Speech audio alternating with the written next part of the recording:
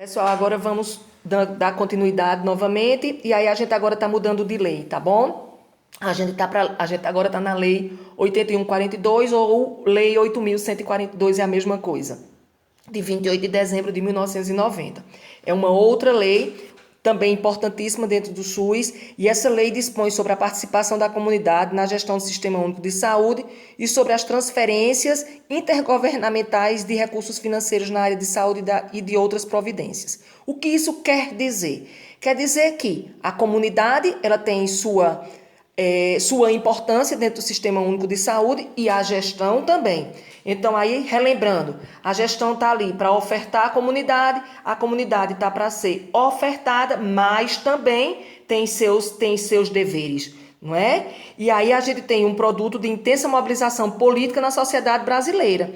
Quando a Lei 8142 ela foi votada pensando no povo, pensando na participação popular. Vocês lembram que a gente vem falando muito sobre a participação das pessoas, a participação popular. Então, nos nossos debates, quando a gente está conversando, vocês dizem diversos exemplos de problemas que acontecem e que a comunidade não consegue resolver. E aí, todas as vezes eu digo, pessoal, a gente tem que fazer isso de forma organizada. A gente tem que reunir a comunidade, tem que pensar em um representante. Esse representante tem que ir procurar a gestão também de forma organizada. Não pode ser barulho, não pode ser confusão. Tem que ser de forma organizada. Para fazendo isso, a gente consiga ser ouvido. Consiga fazer com que a gestão nos ouça, senão ele não vai ouvir. Porque com barulho, só barulho, não vai. Né? Então a gente tem que fazer isso de forma organizada. No nosso bairro não tem posto. Vamos organizar uma comissão de pessoas que chegue a essa gestão, que converse sobre a importância, porque fazendo isso a gente está usando do nosso direito e do nosso dever, né? O direito em relação a cidadão brasileiro e o dever em relação à nossa comunidade, tá certo? Então, essas mobilizações, elas são muito importantes, lembrando sempre, de forma organizada, tá bom? E aí, ó, a Lei 8142, ele diz que a lei trata, ela vem, né, depois da Lei 8080, né, que é a lei que fala sobre promoção, proteção e recuperação em saúde, e a Lei 8080, ela já fala sobre orçamento, ela já fala sobre a participação dessa comunidade, tá bom? Aí ela fala sobre as conferências de saúde, que aí, relembrando, pré-conferência municipal, em seguida a conferência municipal, só depois a estadual, para depois nós irmos para a nacional, tá certo? Então, a conferência municipal de saúde, estadual e nacional, todas elas funcionam do mesmo jeito. 50% participação do povo, 25% representantes da saúde e 25% da gestão, em todas as vezes que nós formos. Lembrando que nos nossos municípios tudo começa com a pré-conferência, com aquela conferenciazinha que acontece nos nossos bairros. Lá nos bairros a gente vai listar os nossos problemas, todos os bairros vão fazer isso e vão sair seus representantes. Os representantes, como nós já falamos, são chamados de delegados. Esses delegados têm direito à voz e a voto, somente eles quem votam e quem falam. E aí eles vão defender a nossa comunidade, isso no município. Quando a gente vai para o estado, os delegados que são os mesmos, 50% representantes da comunidade, 25% gestão e 25% profissionais de saúde. De novo, sendo que lá no estado a gente vai defender os interesses do município, que também está lá o nosso pedido, que foi lá visto na nossa conferência municipal. E quando chega na nacional, já vai defender os do estado, tá certo? Então, a gente não pode esquecer nunca essas informações que nós já tivemos, tá bom? Os conselhos de saúde, também a Lei 8142 fala sobre ele. Todo município tem os seus conselhos de saúde. Esses conselhos de saúde também são constituídos por população, gestão e trabalhadores de saúde, também na mesma proporção. 50% população, e os outros 50% divide-se entre gestão e trabalhadores de saúde, 25% cada um. Então, percebam que a comunidade está sempre em maioria dentro do nosso Sistema Único de Saúde, que antigamente, nos modelos assistenciais anteriores ao SUS, a gente não tinha participação da comunidade. Vocês lembram, né? Que a gente já disse várias vezes. Nacione, o povo morria na porta do hospital e não tinha saúde? Sim, o povo morria na porta do hospital e não tinha saúde.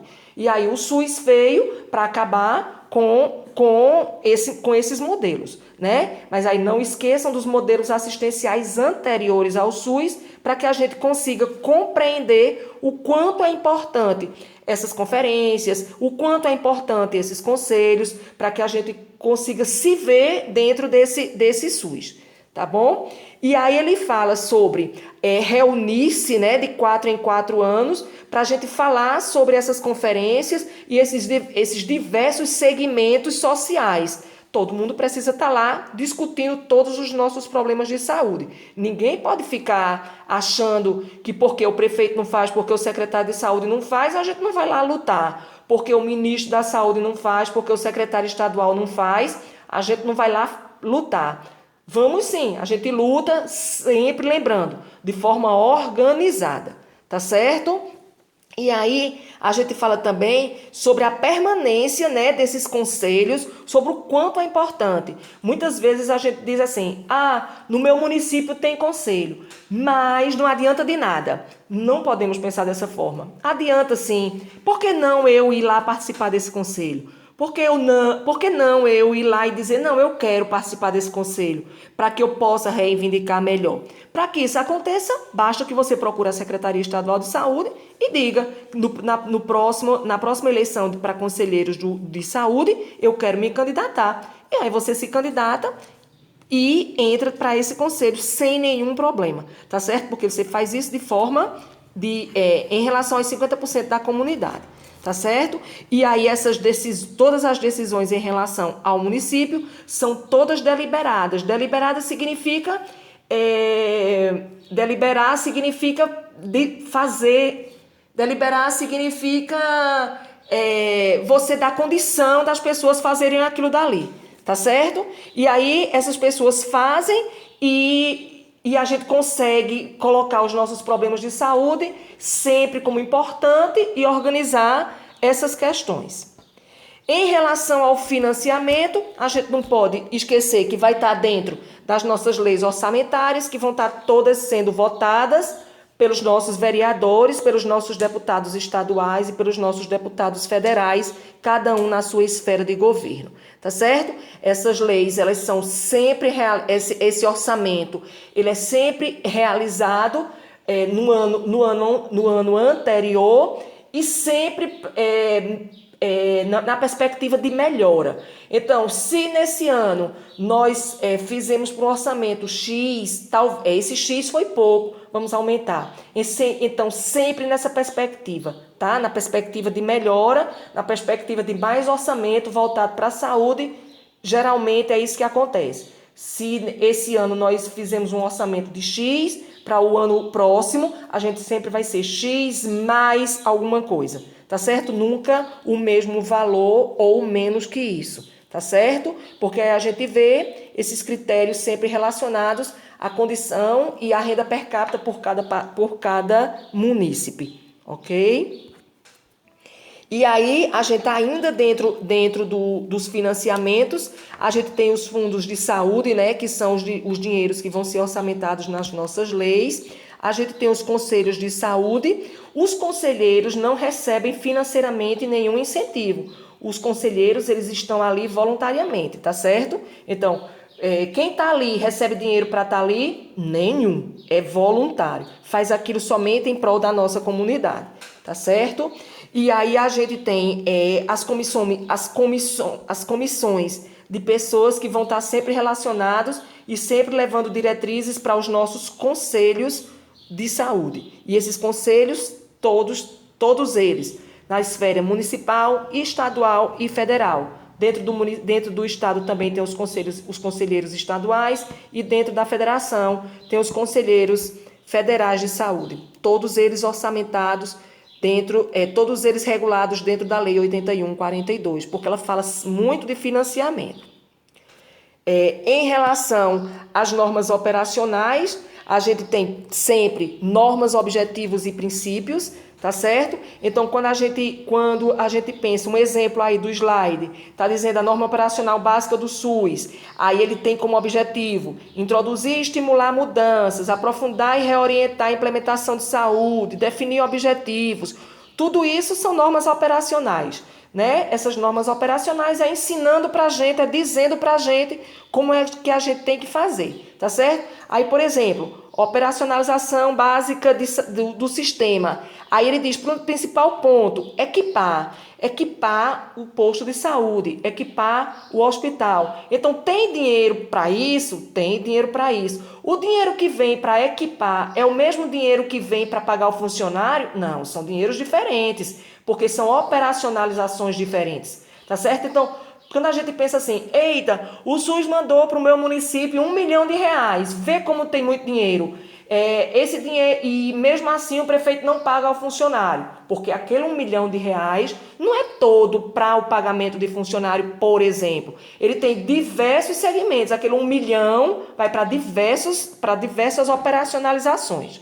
Tá certo? Então, toda vez a gente tem que entender dessa forma, tá bom? E aí, a gente vai sempre lembrando dos modelos assistenciais anteriores. E esses modelos assistenciais anteriores não funcionavam dessa forma, tá certo?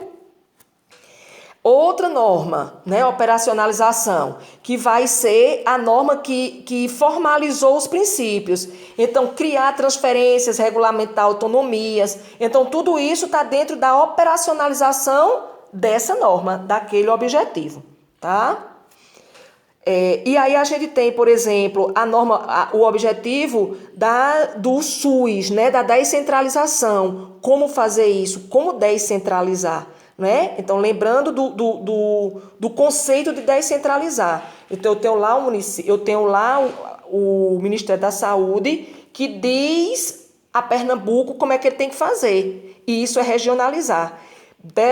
Pernambuco, Recife, diz a Belo Jardim, a Caruaru, a Sanharó, aos diversos municípios de Pernambuco, que eles precisam fazer aquilo. E aí cada um faz do seu jeito. Isso é a descentralização. Porque aí o Ministério da Saúde lá não tem pernas, não tem como fiscalizar Belo Jardim. Mas Recife tem, Pernambuco tem. E aí isso é a regionalização, a descentralização desse sistema. Tá certo, pessoal? A gente tem mais normas operacionalizações como exemplo, tá bom? E aí a gente tem as normas operacionalização em relação aos recursos. Quem fiscaliza esses recursos? Nós, usuários do SUS, somos nós quem fiscalizamos esses recursos. A gente fiscaliza como? Através, por exemplo, dos portais de transparência. Então, se eu quero saber quantos reais o Ministério da Saúde mandou para o meu município, basta eu entrar no portal da transparência do Ministério da Saúde, que está lá escrito a quantidade de dinheiro. Só que aí eu vou ver o montante total. E aí eu preciso ir para as leis orçamentárias para eu entender quanto daquele valor todo foi para equipamentos, para medicamentos, para pagamentos de funcionários, porque tudo isso vai ser não vai estar escrito, mas eu tenho como ver no portal da transparência do meu município, tá certo? Mais normas operacionalização, né, para facilitar nosso entendimento. Então, por exemplo, as comissões, os conselhos, eu falei para vocês agora há pouco, os conselheiros, eles não recebem financeiramente incentivo, mas eles recebem, por exemplo, facilidade na inclusão do serviço, conhecimento, que facilita, de certa forma, essa interação, tá certo? Conhece alguém do conselho, você conhece, facilita sua assistência, que não deveria ser dessa forma, mas as coisas acontecem ainda assim no nosso Brasil, tá certo? Então vamos parar um pouquinho, daqui a pouco a gente retoma.